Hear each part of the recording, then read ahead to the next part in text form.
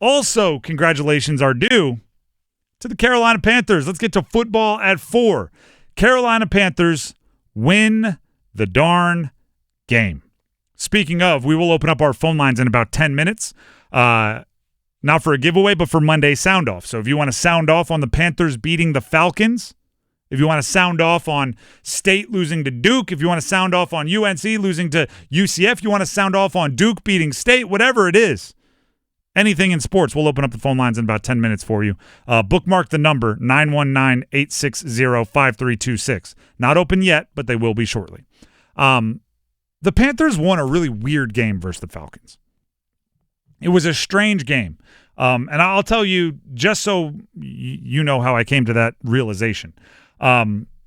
This past weekend, I was out of town. I was out of town Friday, right? We did the Disney thing with my son and my daughter, and we were at a water park.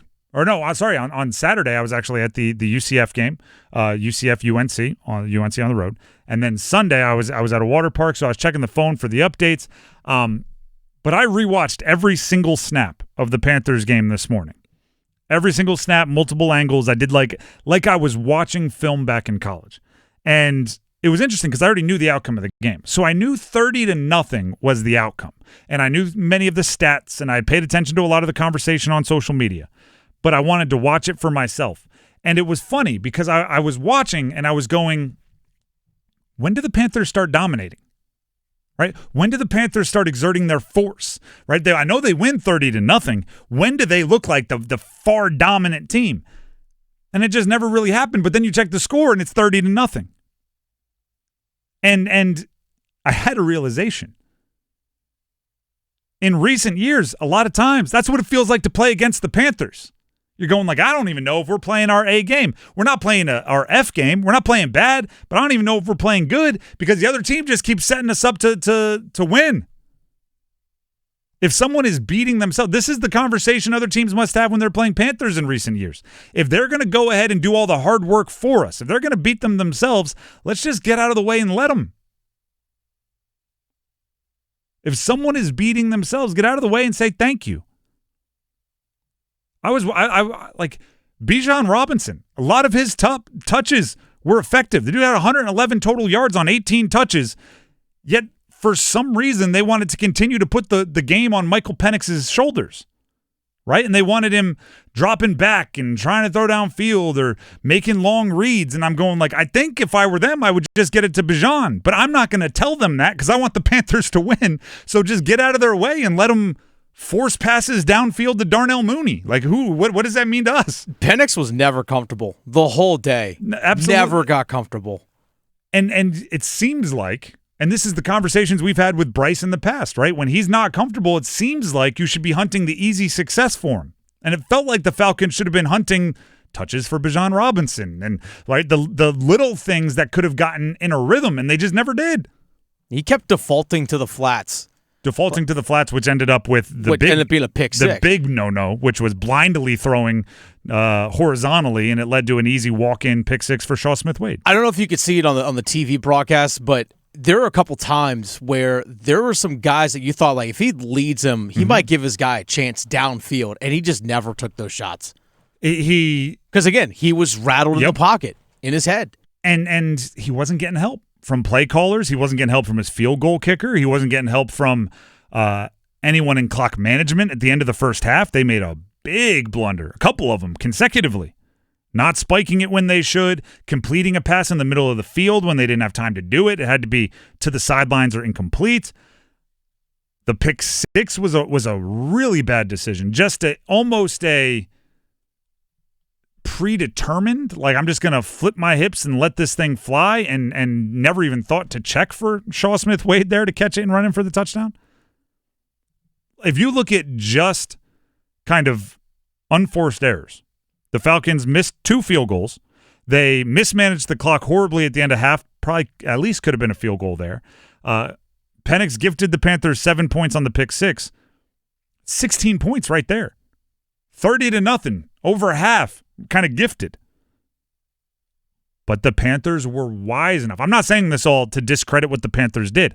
I'm saying situational awareness is worth its weight in gold in the NFL, and they were situationally aware enough to go, I don't think we're going to have to take huge risks here.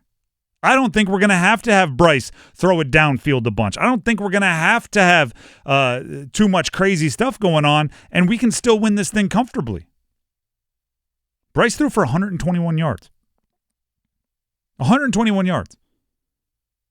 That's nothing in the NFL, right? In the era of passing offenses and rules favoring the offense, and 121 is nothing. That's a half. But yeah, exactly. I mean, it might be a half even for Bryce, and he's not the biggest yardage total guy anyway. But 30-0 makes it seem intentional. 30-0 makes it seem like, well, yeah, why would they keep slinging it? They wanted to keep that clock running. They were up. They were winning. Their defense was pitching a shutout.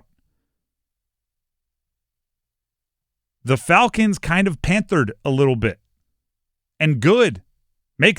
Change that verb, right? Make it so when the Panthers have the one weird off game, you can call it, oh, they Falcons that one, right? Start changing it. There's one play I want to highlight the most, because it might be, and I didn't rank them, so don't go back and say, you also love this other one, but it might be my favorite play call that Dave Canales has made in 15 games. Probably more than that. Maybe the entire time he's been the head coach and play caller of the Panthers. 4th and 3 on the first drive. It was 4th and 3 on their first drive. He didn't call a run play. He didn't call something that would protect Bryce. He didn't call, let's find the hitch somewhere. He didn't call scared. He called the rub wheel, right? So he had a little pick play action with Tepper McMillan going up the sideline. On 4th and 3, they were going to hunt 20 yards. And it ended up working. And Bryce, I think he could have got it there a little earlier, thought he could have put it online, thought he could have read it out sooner. But heck, success is success, right? It was a catch. It was one of the biggest plays of the day, yardage-wise, for the Carolina Panthers. Best call I've seen from Canales in a while. Trusted Bryce Young on a crucial down. Trusted Tepper McMillan on a crucial down. Understood who his dude was, how to get him open, and let his quarterback make the play. Let his quarterback make the play. I loved it. Loved it in a big way. And right? What does that end up leading to? It leads to points. Led to a touchdown, which was the offense's only touchdown until the fourth quarter. Without that play, I don't know if the game goes the way it goes. Without that specific play call where you trusted Bryce, you trusted T-Mac, and it worked, I'm not sure the game goes the same way, because you can't get out of the way and let the Falcons do what they did, because you have to be aggressive to go score because you don't have those points. Right? There's a big difference between being up, 2 scores and being in a 1-score ball game when it comes to how conservatively and how safely you can play while you watch your opponent implode. It was a huge play, and I want to give everybody credit for it. Canales for trusting his guy, and his guy for making good on that trust. I think they should do that more. I think they need to do that more. They need 100 of those plays so they can build it, whatever trust was lost during the benching and last season and everything. They can build it back. And that's a long process. And then a good scramble by Bryce on the touchdown. I like to see him using his legs a bit more.